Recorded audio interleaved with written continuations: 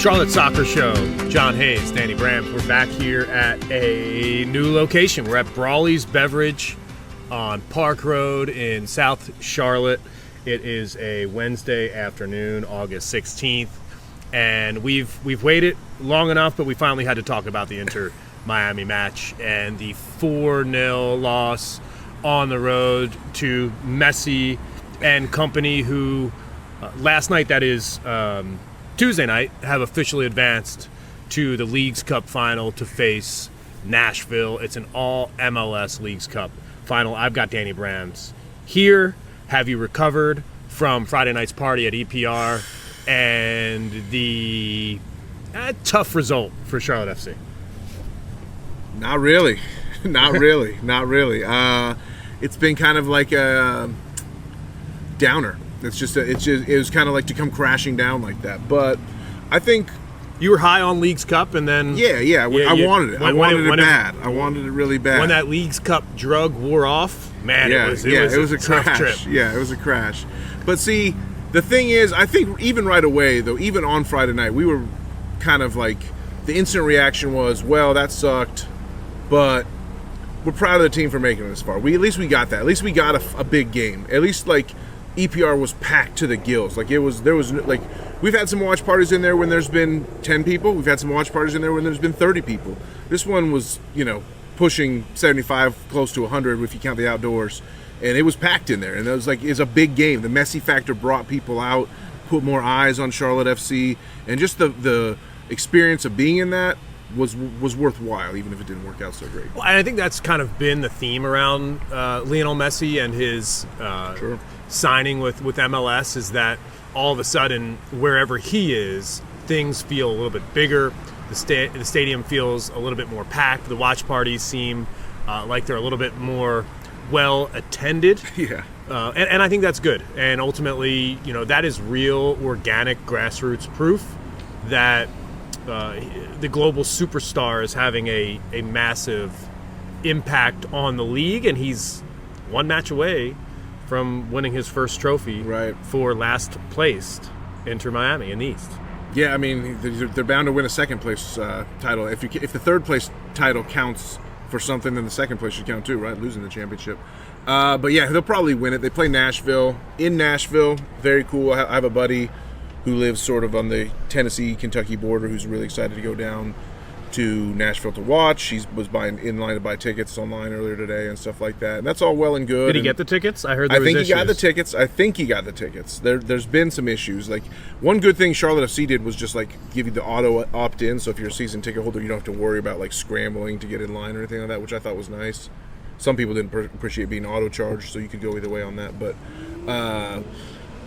all in all, it's kind of it's a reset time. Like, you hope that the boys have been practicing. You hope that the new practice facility that's been opened up and where they're all training together now has been getting some heavy use over the last couple of days. And even as hot as it's been in Charlotte, and we're out here on a sunny summer patio at Brawley's, new location, very cool spot. Good. This is like a really good like heart of Charlotte type of place in Montford. Yeah, it is. And just like your neighbor. This is like your classic neighborhood spot. We're sitting under a tree on a picnic table recording this, and it's all just about like getting back to basics. It's just about like the team needs to reset. The team needs to incorporate some new players. There's a new signing who's here in Charlotte. That's good news, right? Announced today, the Finnish player Urinen. Yeah, Jari Urinen. I think Urinen is probably a little more correct. Jari Urinen, Finnish, sounds Finnish enough to me. And he's going to solve Charlotte FC's issues at left back. Hopefully, that's the plan here with this signing. And you could see that, especially against Inter-Miami, where Harrison Affel started at left back, he was really struggling in that position. He was tapped by manager Christian Latanzio to get the job done in that massive match, and he just ultimately didn't have the legs for it. You'd hope that this new player does, and I think ultimately there's not many opportunities, I think, for a player to be signed and just inject it right into the starting lineup. I think Harry Kane at Bayern Munich is a good example of somebody that can do that, and this is on a much, much smaller scale, and it ultimately comes down to really what the position looks like, right? Harry Kane was signed for Bayern Munich because they didn't have a striker. This player was signed for Charlotte FC because we don't have a left back. Therefore, I would expect him to start on Saturday night, 10 days from now, against LAFC at home. Yeah, there's definitely time to work him in to get him first team ready, I would hope. You know, Byrne, if the game was tomorrow, I'd expect him to start. Byrne kind of emerged at left back. He's a more natural right side player. You think that it'll be back to like a Byrne-Lindsay competition on the right and Urenin holding down the left. Absolutely. I gotta say, I was disappointed in Affel extremely. I didn't want him to play the position. You called it out as a possibility in our preview episode for that match, and you were right. And I all I know is I wish you hadn't been, because he was counted on. He was brought in there to provide like some veteran, like heady presence and like calmness and steadfastness. Instead, he was the one that had the complete wrong mentality in terms of seeming to just be fanboying out over Messi from the opening kickoff. And, you know, he had the handball that didn't get called, and then he fouled Messi and, you know, basically committed 2 penalties in one play. You know, one of them got called. He put us under the gun right after the beginning. Just totally did not deliver in the terms of the veteran leader being inserted for a big defensive match. But again, it goes back to tactics too. Latanzio, another thing we said in that preview show, we both said, don't go out and try to win this game 1-0, or don't try to hold for a 0-0 to penalties, because it's not going to happen. And that's what it seemed like the setup kind of was, at least the tactics, even, you know, the mentality. So I just think it was a bad night. The team kind of ran out of gas. Bender got a start and played bad. Swiderski played his worst game in the Leagues Cup, and nobody really played good. Westwood was okay. Yeah. Just nobody was good, and we did threaten. We created a lot of activity and no achievement. There were really no shots on goal. Did Miami's 4-1 win at Philadelphia Union in the semifinal make you feel better about the 4-0 loss? A little bit, sure, because, you know, we were like the 4-0 loss. It was really a 2-0 game that we just kind of like ran out of steam and gave up 2 more goals at the end. We really held our heads high against, I think, Miami. We played. Because we played that defensive setup. We played as defensively as we possibly could. Right. But I think it's also fair to call out that Messi goal, which was the 4th goal, was pretty pathetic. Yeah. It was just like the game should have been over 5 minutes ago. Like, why? Yeah. The Charlotte guys had quit playing. They were just they were starting to plan their jersey swap strategies for the final whistle. I can't tell you how uninterested Messi seemed post-match. He just, I don't think that he is in love with the idea that he's bigger than the actual match. I think that he's a great player because he loves to be on the pitch, and I think that he's starting to see these opponents afterwards kind of fanboy. Yeah. And to me, sad. I think that he sees that and he feels that and he doesn't like it. You can tell in his body language. He starts to look like he's talking to Salt Bay after the World Cup. Yeah. You know, it's like just get away from me, bro. Like, it's like, why do I have to go hug every single player on every opposing team that I play after every match? Like, and a few high fives is one thing, but having to sit there and like stand in line for hugs, it's embarrassing. You know what? I think that I need to go take a look back at Ashley Westwood's career in the Premier League to see who he played. Yeah. Because it was on Monday, and I'll give the captain credit because he waited a couple days. Yeah. To post on his Instagram on Monday that playing against Messi was playing against the best player he's ever played against. And here's a guy that has played in the Premier League for a long time, and there's been a lot of great players in the Premier League. Mm-hmm. And this isn't a conversation meant to knock anything that Messi has done. I mean, he's clearly come to the States and is dominating leagues competition. But he's also 35 years old and on the tail end of his career playing against a bunch of guys who have no business being in the Premier League. Right. So I think that I appreciate what Ashley Westwood said in that post, but seeing that from our captain, I'll give him credit for waiting for a couple days, but after spending his entire career in the Premier League, right. I feel that there's a lot of players in the Premier League who could tear up Leagues Cup like this.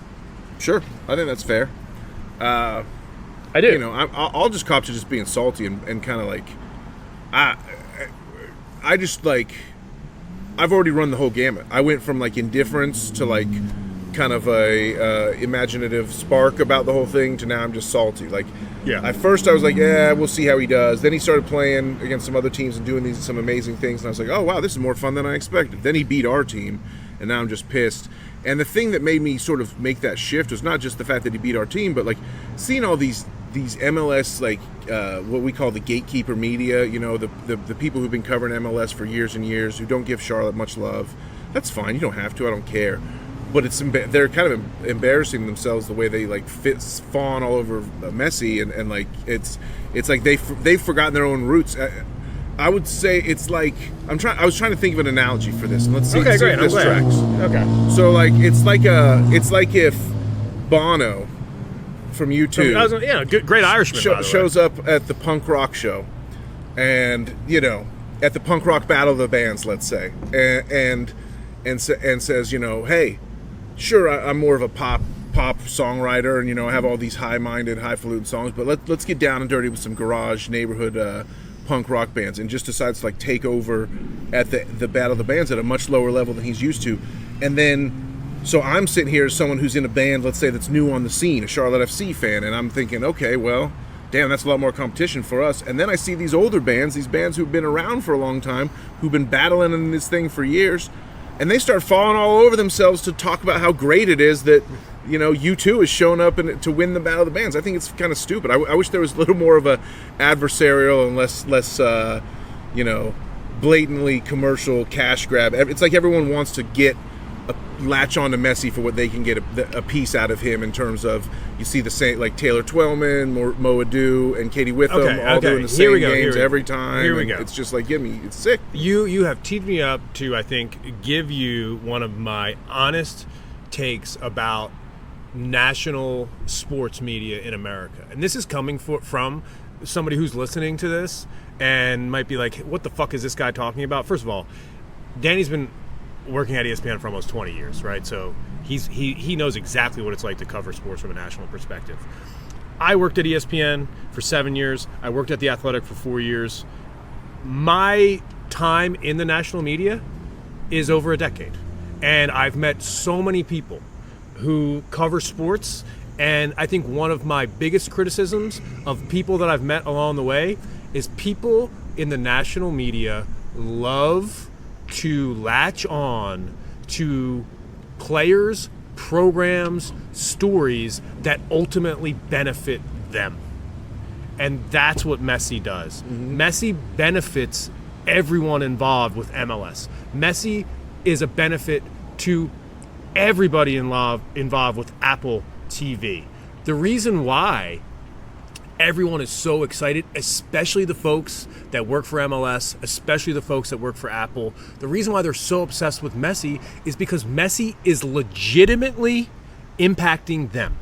And it's making their profiles bigger. Mm-hmm. It's making their earning ability stronger. Mm-hmm. And as someone who's recently stepped away from his position at The Athletic, as someone who loves our U.S. coverage of soccer at The Athletic, I can promise you that there was a coordinated approach to covering Messi when he came to U.S. soil. And that approach was nothing else fucking matters, mm-hmm. especially a team like Charlotte FC. Right. So as somebody in my shoes, for today, my flip-flops, sitting here on the backside of Brawley's underneath this beautiful tree, some might call it a giving tree. But from my point of view, what I'll say is just be wary. Who is benefiting from Messi? And when you hear them speak, just make sure you take what they say with a grain of salt. Mm-hmm. Because Messi doesn't benefit me one fucking bit. Right. There's a very real chance that we could be playing Decision Day for the 9th as a win and get in for the 9th spot in the playoffs. And I will Messi. promise you, every single person that works for Apple will want Messi to win that game because his involvement benefits them. Could you imagine him not being in the playoffs? They'd be so pissed, especially if he won Leagues Cup and Open. Miami's still in the Open Cup, by the way. So there's a chance for him to win a treble, the Messi treble, his first year in MLS. You think Don Garber doesn't want that? You think there aren't people in New York whose corner office jobs depend on that scenario playing out? Of course there are. Right. So just be aware during this Messi experiment in MLS, the trickle-down effect is real. I think ultimately the league should and will benefit from this over the next decade. But I imagine these same kind of conversations were being had when David Beckham came into the league as well. Sure. And then now it's like Beckham never even played in MLS. Yeah, but Beckham was the first DP. So all the current DP cash structure and everything that's set up to allow superstars to come in was started with Beckham, right? And now we're in a new era where people are openly commenting. Jim Curtin said this after they lost to Miami last night. The rules have to change. The 3DP system doesn't work for us anymore. If Leo Messi's going to be in this league, other teams need to be able to sign players to compete. And I think there's going to be some people listening to this podcast that are big Messi fans, that are big Argentina fans. Of course. That probably hear what we're saying and feel like we're bitter about losing to Messi. And I already admitted I was. You did. But at the same time, let's be real. Like, the reason why Messi is playing in MLS is because every single MLS club was on board. Right. Is because every single owner, every single president had to say, yes, this is good for the league. We'll do anything that we have to do in order to make this work. Because, like you said, there is a long-term benefit. And we are now living in the world that was created by the Beckham signing, and you're correct when you say we don't think about it all the time, but we live with the benefits of it. And in 10 years, people who are new to MLS and new MLS fans coming to this league will be like, wow, this league's so much better because Messi came to it and all that stuff, and we'll get new fans because of that. But who does that help right now? It surely does not help us right now, sitting in a playoff chase, like with 11 matches left, 33 points left to go on the fixture list available to us, and we need every last one of them we can scrape to extend our season. Does it really help the fact that the teams we're competing against got to play against Miami without Messi, and we have to face Miami twice with Messi? That sounds like horseshit to me, to be perfectly honest. It's tough luck. It really is tough luck for Charlotte FC. I mean, everyone that we're fighting for a playoff spot has already gone and got their 3 free points in Miami earlier in the season. And we have to go down there and play friggin' Leo Messi and the Barcelona boys. It's John Hayes. He's Danny Brams. It's the Charlotte Soccer Show. Thanks, everybody, for hanging out with us. We're gonna get into some Charlotte FC talk. Obviously, 10 days from now, I mentioned that game against LAFC Saturday night, the 26th at home. A really nice way to get back into MLS play by hosting LAFC. And that should be a really fun but a tough match. We've got news about Karol Swiderski we're going to talk about on the show. You would think Messi coming to the U.S. would that people said that would mean players would want to be in the league. People said that that would mean ultimately players could see their long-term future here. Is that the case for Karol Swiderski? Doesn't seem that way. We'll tell you why next.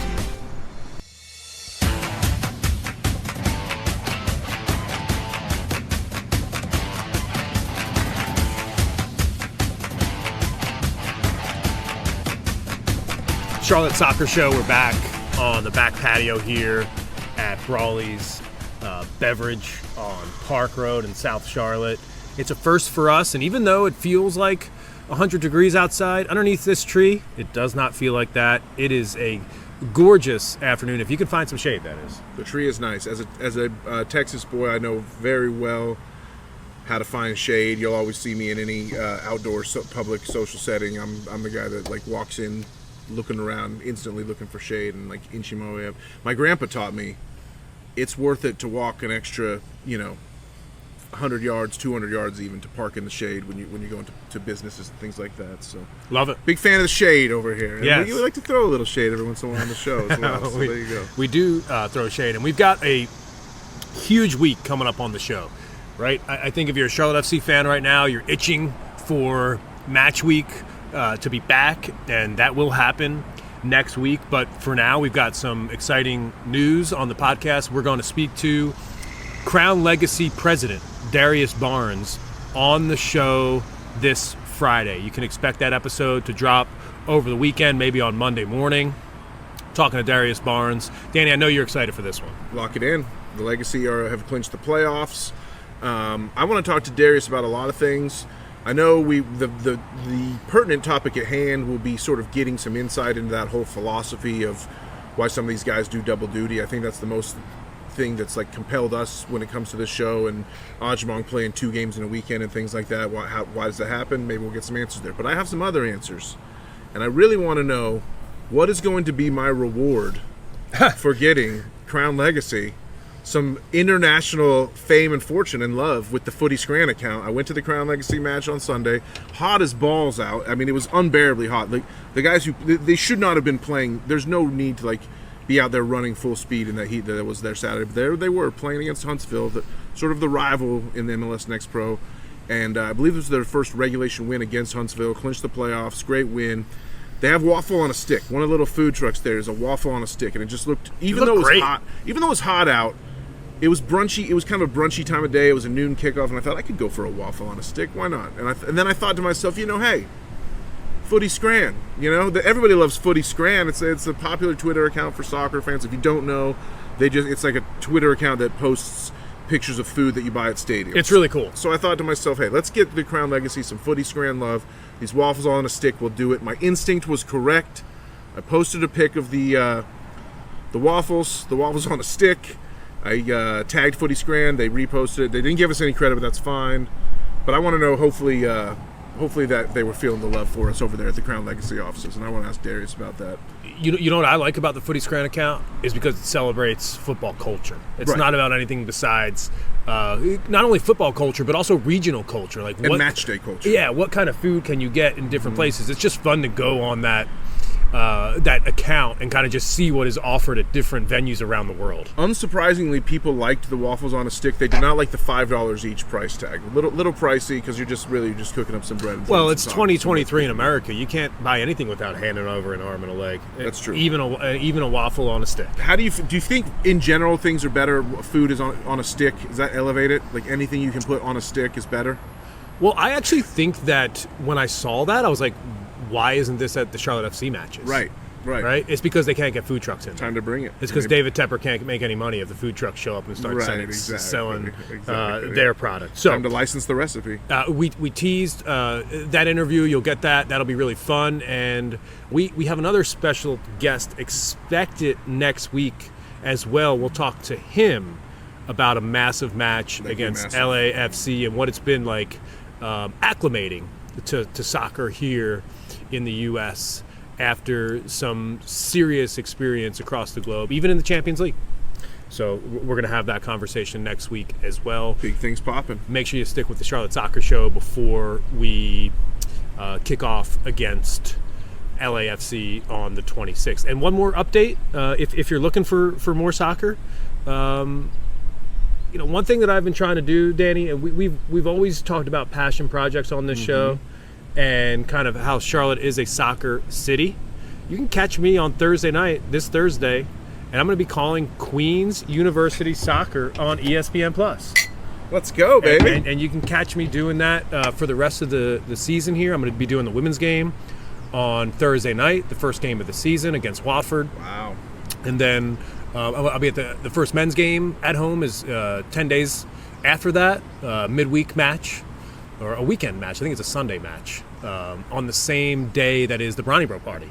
So I'll be hanging out at the Brawley party, then heading over to call Queens men's soccer after that. So the Sunday after LAFC is the first men's game of the season. So trying to just celebrate this soccer city in as many ways as possible. And Queens U is next on the list. Yeah, and their new Division I program. That's great. That's second year in Division I. I know there's people that we know who have done this job before, and I just want to be very clear that I met with Nick Kloss, the play-by-play announcer, this week, and I made sure I told him, I said, hey man, just so you know, I'm doing this for fun. And you're going in the booth, baby. I'm doing this for fun, and I'm excited to talk about some tactics throughout the match. And I had a conversation with the head coach today, asked about formation, asked about style of play. Oh, wow. Something new, something different to do. Terrific. And shout out to you, Danny, for letting me know about that opportunity. I'll be watching on ESPN Plus. That's great. Yeah, exactly. Same way we watch the Independence games. Exactly. So that's a lot of news. That's a news dump. That was a huge news dump. It was a huge news dump. So the conversation that we're going to have now, and if you made it 25 minutes into the podcast, I think you're going to get rewarded because you're going to find out a little something here that nobody else is talking about. Okay? And I promise you that. And maybe other people will start talking about it after they hear this segment. Karol Swiderski, he might be on the way out, Danny. There was an interview before the Miami match where Karol Swiderski said some things that confirmed what I've been hearing from some of my sources at the club. It's funny, these guys, they really tend to open up a lot more with their hometown media as opposed to the local media. I don't know what it is, but yeah, when Karol goes back to Poland, when Enzo goes back to Argentina, when they're talking with their home nation in their native language, they tend to open up a little more. And Karol Swiderski gave this really nice, long form interview to Sport PL, a Polish sports website. Talked a lot about the Polish national team, and then got into his Charlotte FC stuff. And there's a lot in here. There really is a lot. And this is an interview that, even though it was 4 or 5 days ago, it happened right before the Miami match. It hasn't been discussed a lot, and I think it needs to be discussed, to be honest, because he said some stuff in here that's interesting. And he talked about the team and how much he's liking it and how much he wants to push for the playoffs. He believes the good form will be maintained. Karol said he's really encouraged by the form that the team has found. He's also encouraged by playing striker again. Yeah. That's something that I took out of this. So, some quotes here. The coach has often put me in such a position this year as the 8 or the 10, which is definitely not the optimal solution for me. Nevertheless, I'm the type of player who will try to play my best no matter where the coach puts me. Sometimes it looked better, sometimes worse. Recently, I played an attack because Enzo Copetti got injured. I'm curious myself how it will be when he returns to health and form for good. You could see the difference when I could go back to the attack. The regularity in scoring goals returned. My game looked much better. There's more benefit to the team. So Karol wants to be a striker for more benefit to the team. This is not a selfish guy who's necessarily looking to pad his stats because he cares about numbers. He just knows the numbers are important, and he wants to get some numbers, but I think he really does genuinely want the team to be successful, right? Yeah, and I'm paraphrasing here. You're the one that has the quotes in front of you. Karol Swiderski also said that he wants this season to last as long as possible, so he's fresh for the winter transfer window. Right, and that's the thing, is he said if Charlotte FC's season ends in October on decision day, and then he is not playing until the winter transfer window opens in January, all of a sudden he's not as hot of a prospect. If he's playing deep into November and Charlotte FC makes an MLS Cup run, all of a sudden he's on a lot more radars for an extra month heading into that transfer window, which makes a lot of sense. I mean, he also said, I think this is an important enough quote. He said, it was definitely a new experience, and there were even times after matches where I thought, damn, maybe this really is a position for me. Speaking about playing the number 10, the midfielder. We thought that at the end of last season, right? There were also matches I was angry that I did not play in my position, in attack. So a lot of how I felt about the switch depended on my performance in a match. So, that speaks to sort of, being a little mercurial, which we don't love, but... Karol loves to score goals. Let's be real, okay? Right. And it goes back to what we've always said on the show, which is no one likes a Karol Swiderski goal more than Karol Swiderski, right, because that's what feeds his soccer soul. Yeah. Right? He's not a player out there that is looking for assists. He's not a player out there that's looking for possession, right, to lead the midfield, to tuck in behind a striker and act as a creator. Karol Swiderski wants to score goals. He gets this personally, I think, from his Polish national team teammate, Robert Lewandowski. I think that when he goes to train with Poland, he is Lewandowski's understudy. Yeah. And then when he comes back to Charlotte and is asked to play the 10 or the wing or a midfield position, he kind of asks himself, what the fuck? Yeah. Aren't I the striker? And I think signing Enzo Copetti, while it was a splashy move for Charlotte FC that didn't really pan out, I think it's time to discuss whether Enzo Copetti's signing has had a negative impact on Karol Swiderski's longevity in Charlotte. Yeah. I think it has. I think there's no chance that we hold on to Karol past next summer. Let's just put it that way. Like, next summer is as long as we'll have him. If he starts next season with us, he'll be gone in next midsummer transfer window. Right. It's just the time, and I'm hopeful that is what the case. He even said in this interview, by the way, at the very end of the interview, he said, if they sell me by the end of August, then we'll see what happens. So, like, there's still a chance. We're still in the middle of August right now, and the European he said, I'm not optimistic it'll happen because the MLS transfer window is closed, so they couldn't bring in anybody to replace me.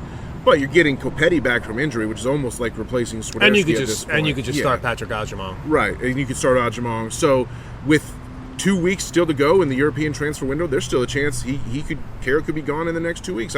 I'm not saying I think that's going to happen, but it's obviously on his mind. Right. He mentioned it in the interview. Right. And we've heard him say in other interviews before that his dream is to play in Europe. Right. And he's never made a secret about that, obviously. Exactly. From the time he was signed. And I think ultimately that's the type of thing that you need to not be emotional about, not be worried about, just take for what it is at face value. Is that Karol Swiderski was the first major signing for this club at a striker position, coming from Greece and playing for the Polish national team, a player that can bag goals, and that type of player is looking to play at the highest level. Right. And if someone from La Liga comes calling, if someone from Germany comes calling, if somebody, I wouldn't say France. Yeah. I don't think France is the right place for him. I know.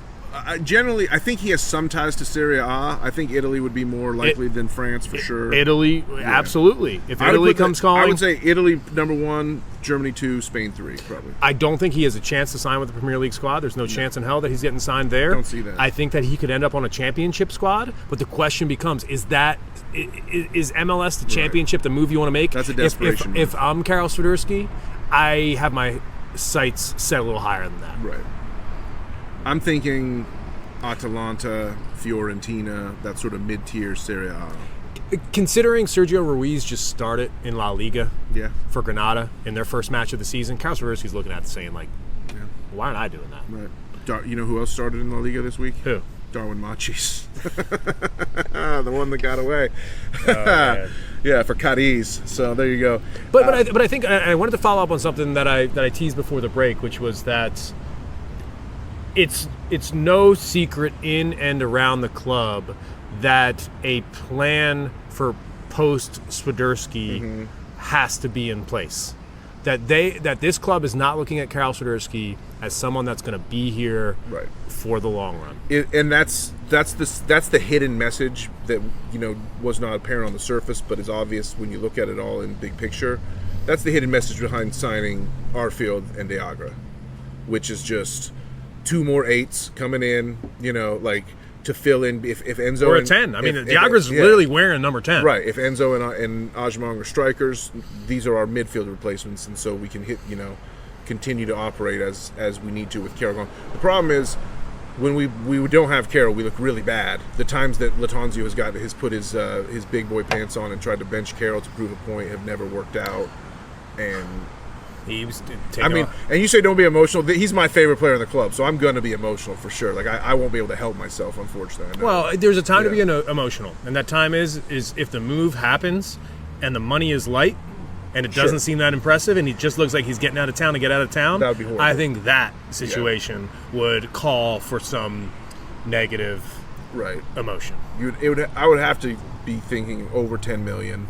Like the conversation starts at 10 million for me, right? Like it doesn't even you can't go lower than that. And to be fair, this is really we have him under contract, I think, through the end of 25. So it's like this is Charlotte FC's first opportunity as a club to shop a player that can bring in a significant transfer fee. Sure.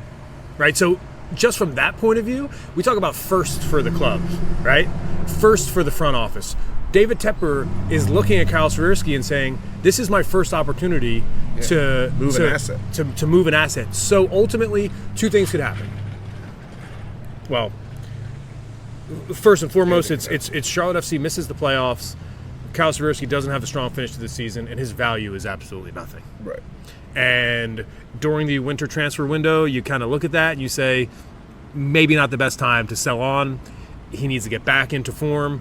Play in the MLS from February until the summertime, and then move him halfway through next season when his value is a little bit higher. Second thing that could happen, and this benefits everybody, is that Karol Swiderski comes out for the remainder of the season and plays like a man on fire, and his transfer value just shoots through the moon. We somehow make we get the wild card.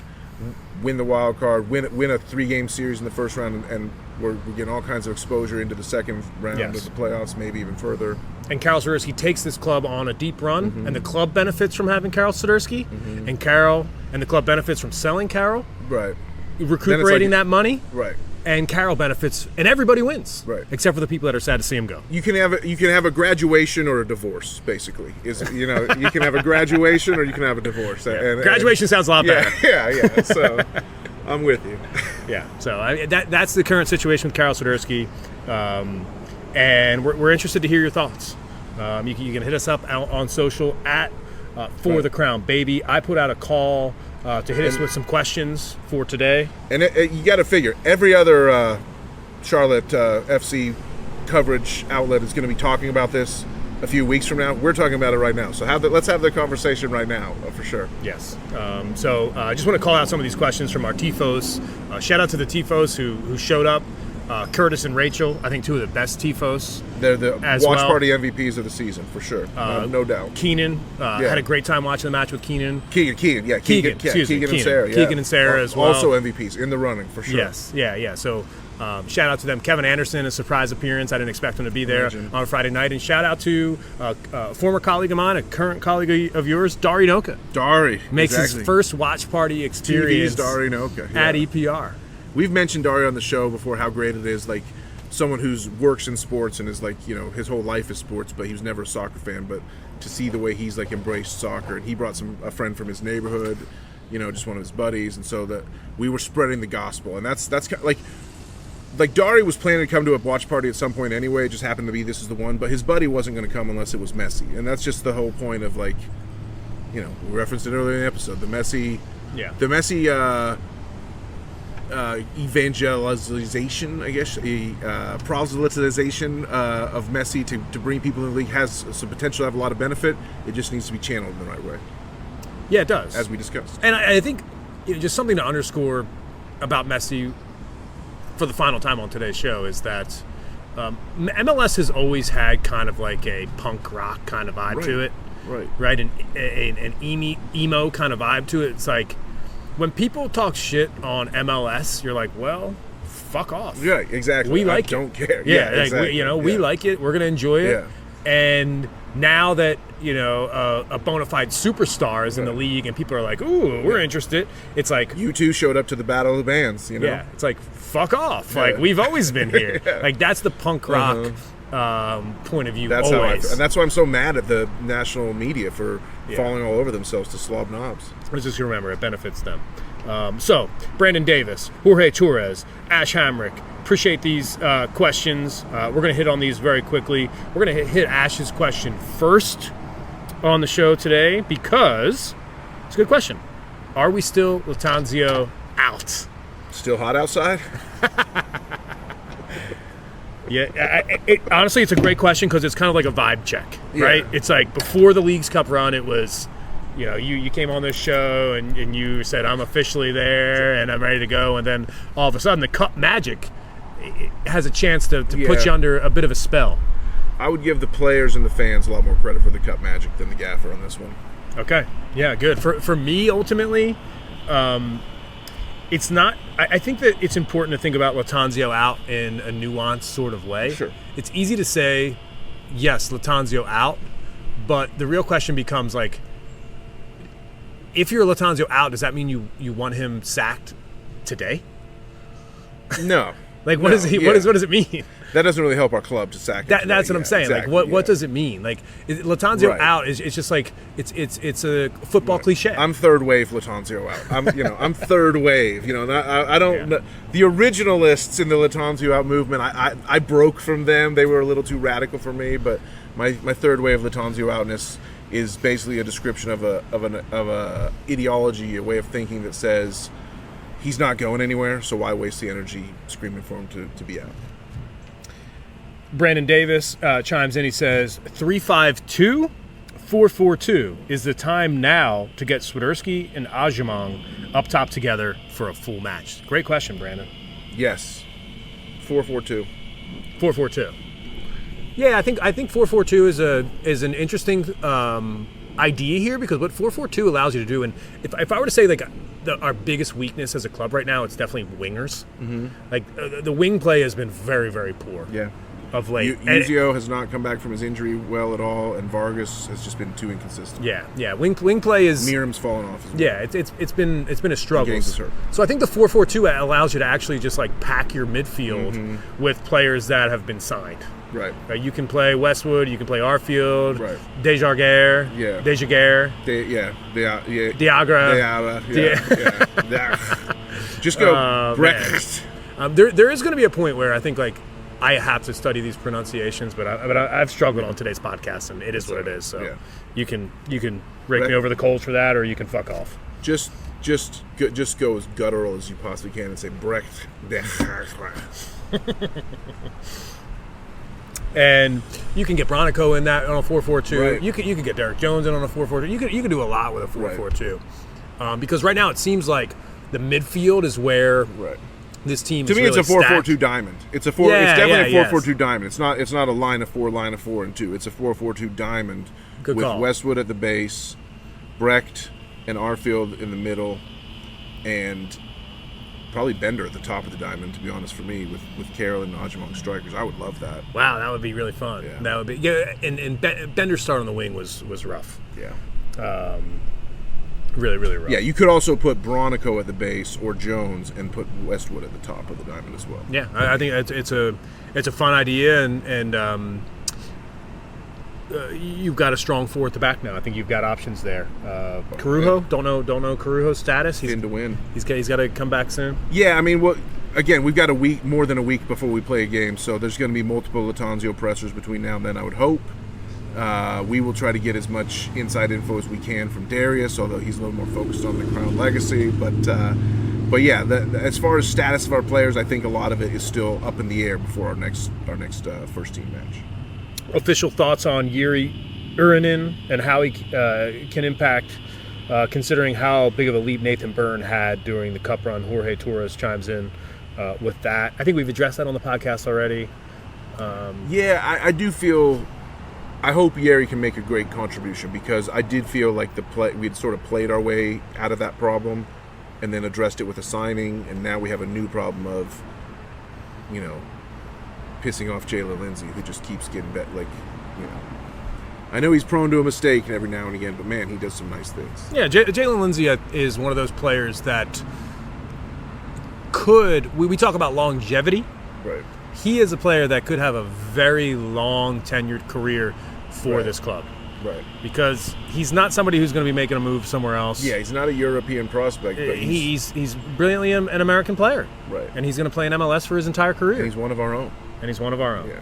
Jalen Lindsay, he's definitely one of our own. So I appreciate your questions, your TFOS questions today. I just wanted to hammer out a couple of those and get some final thoughts before we sign off. I think playoffs is going to be the discussion. We're gonna hear about playoffs. We're gonna hear about where this team stands, what they need to do for the rest of the season, and ultimately, it's time for the run-in, right? There's 33 points on the available. It's time for the run-in.